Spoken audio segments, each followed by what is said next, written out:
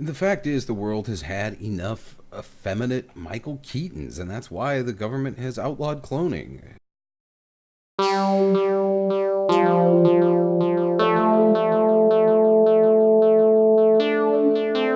So, what have I been playing lately? I finally got around to playing Star Wars Masters of Tiras. I think I just smacked the table there.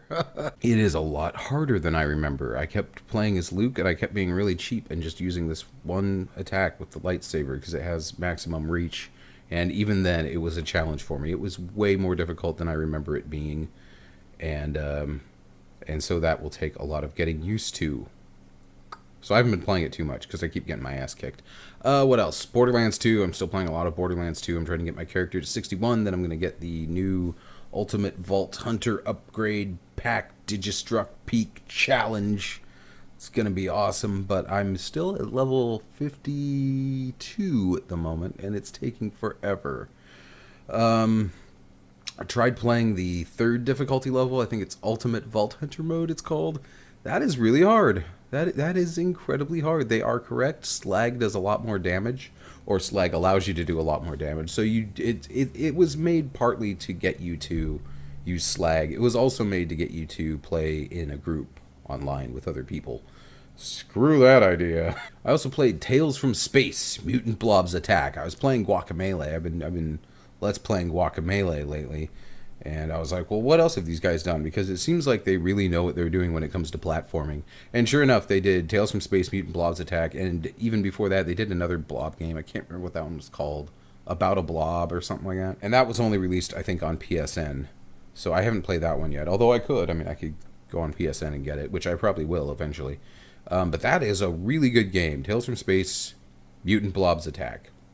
Really great game. You can get it on Steam as well. And it is just a very, very fun platformer. If you like platformers, I recommend getting it. I got it for free when I purchased Guacamelee. I don't know if you can still do that. You probably can't. But it would be worth looking into.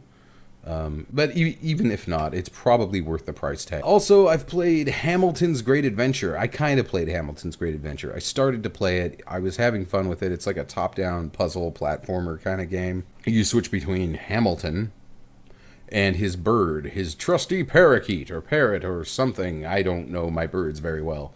You switch between him and the bird, and you solve each level doing that, mostly. I didn't make it very far. I didn't even get through the first level because it crashed on me. That was unfortunate. I haven't really looked into it, but it does crash on me consistently. I haven't tried to figure out how to fix it yet, so it may be an easy fix. I don't know.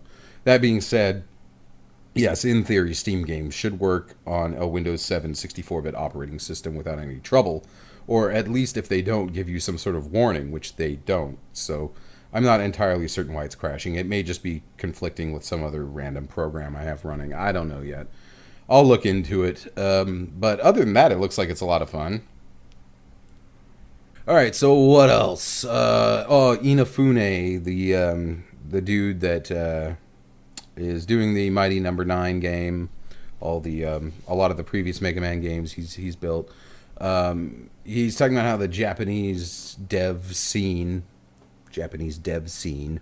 is in a slow decline, and it hasn't games aren't as good as they used to be, which is fair to say. I think overall the games probably aren't as great as they once were. But a lot of people are criticizing him for that. A lot of other Japanese developers are saying, well, yeah, we know it's not doing well. That's why we're here, and we're trying to stick it out, and we're trying to improve everything and make everything better and fix what's wrong. Seems like both arguments are pretty valid. I mean, Inafune is just going another way, and he's going off on his own. And I don't know. I mean, they both seem like valid arguments. It's like you can just love it or leave it kind of thing, I guess. It's funny when I think about Japanese games not being good and the developers making really crappy games. I grew up with a lot of Japanese games, as a lot of people did. And those used to be the best games, especially the stuff that Nintendo made and Sega. Those were some really, really great games. And so it's hard to think about Japanese developers not making good games, but when you look back on it retrospectively, you can see that, yeah, it's kind of, if there was a line graph, it would be going down. So I think he's probably right about games getting crappier overall, but I also think that the other guy makes a good point, and that's that, stay here and stick it out and fix what's wrong. But overall, I think everything's kind of shifting towards more of a smaller development environment anyway, as software gets easier to use.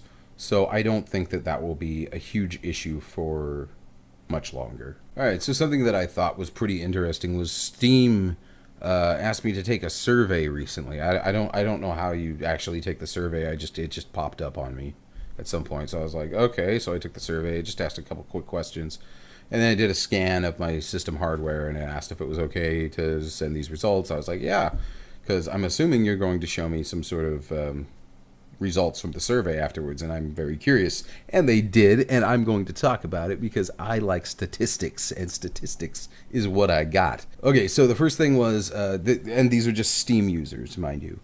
So 52% of Steam users are using NVIDIA graphics cards, with another 33% using ATI, and another 14% using Intel. The other, like, minuscule 0.3% is other. I don't know what other would be. Maybe like some old outdated AMD onboard graphics GPU or something. I don't know. But I thought that that was interesting. 52%, and of course, if we compare it to what I'm using, I am using NVIDIA, so I fit into the majority there.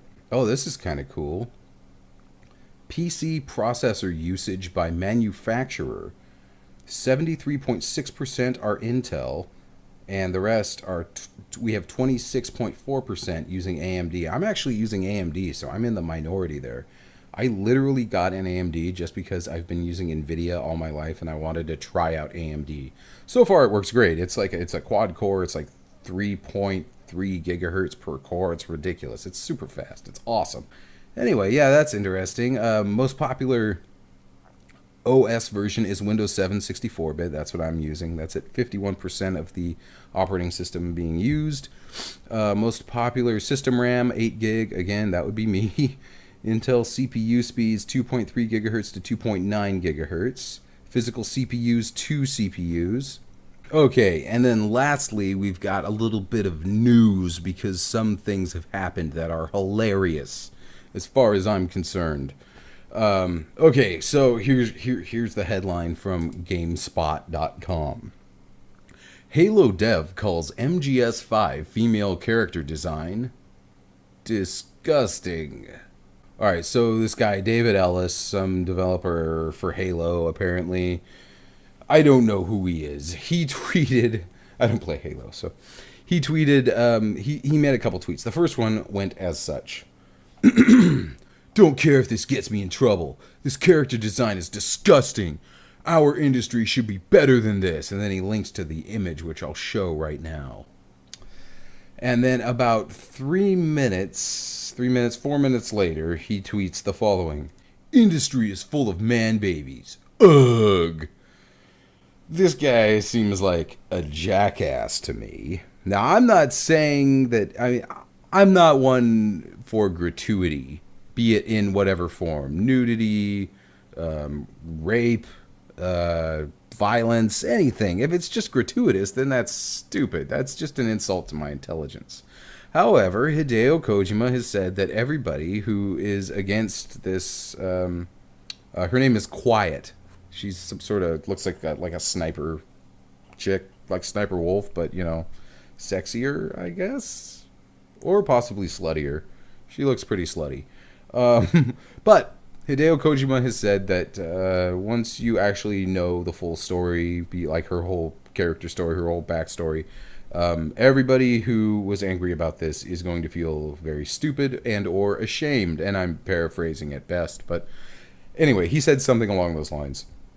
So I'm curious to see what happens, because if Hideo Kojima was and I'm gonna have faith in Hideo Kojima because he hasn't steered me wrong yet. I mean, he makes mistakes just like everyone else. It's not like he's some amazing infallible god, although I probably thought that he was 10 years ago when I was a teenager. But he makes mistakes as much as anybody else. But I hope he's right. I hope he's correct, and I hope everybody does feel bad and ashamed for tearing down this single image of this lady, because that would just be so entertaining. And if it goes the other way, then that would also be hilarious. So honestly, I just, like anything else, any other controversy in the video gaming industry, I love to just sit back and relax and watch the train wreck happen, because that is good times for me. Moving on. All right, this one's pretty funny. You've probably heard about this, but Patrick Soderlund, probably Soderlund.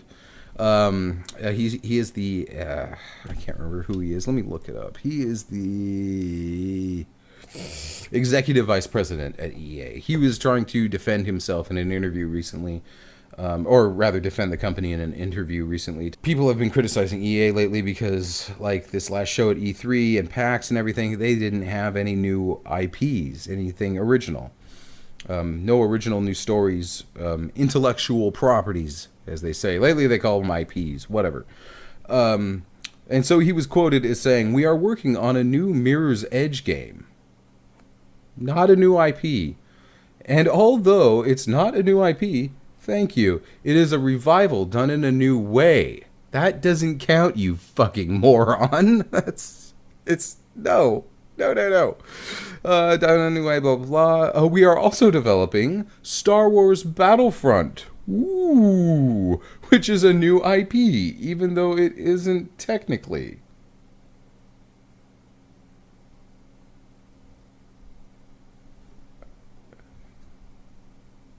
It's Star Wars. I mean, it's based off Star Wars. God, you're fucking stupid. How does somebody that fucking stupid get to such a position of power? EA is like, they're like the jock in high school. They have no real redeeming traits whatsoever other than they're really good at sports. So there was something else controversial in the headlines lately about Hotline Miami 2, Wrong Number. I love that subtitle, by the way. There is apparently some sort of pseudo-rape scene in it that they said it's not actually real. It was supposed to be like they were filming a movie or so. I don't know, but there's supposed to be some sort of rape-esque scene in it that then gets shut down before it goes too far. And people were just up in arms about it, and it's so stupid because the game is about brutally murdering people. But rape is going too far. The fact is, either everything should be okay or nothing should. That's the way I feel about it. And this brings me back to Quiet from Metal Gear Solid 5. Like, are you people fucking stupid? Have you seen Devil May Cry 4 at all? This isn't the first time they've had, like, scantily clad ladies in video games. It happens a lot. And I'm sure that there have been countless other games. I mean, there are so many games. Like, look at Grand Theft Auto. The fucking title of Grand Theft Auto is a crime being committed. Like, right there in the title. And you can have sex with a hooker and then kill her and take your money back. Like, that's so many crimes. You can have sex with a hooker in a stolen car, then kill her and take her money back. I mean, it's ridiculous. Why does this suddenly cause a problem? Is it because it's, oh, but this is different. This is Hideo Kojima. He should know better. Oh, but Capcom doesn't? Capcom's a bunch of, like, retarded children working in a sweatshop? No!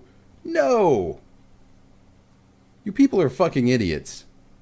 I feel I have to stress that you people are fucking idiots. Not you specifically watching the video, but whatever. You know what I'm saying. All right, that's about it. I beta tested Elder Scrolls Online the other day, although you're not really allowed to say much of anything about it. I will say that it's basically like an Elder Scrolls game. It's very much like playing Skyrim, except it's an MMO, and you do get a few abilities and stuff. I probably can't say very much about it. I don't remember. I read most of the license agreement.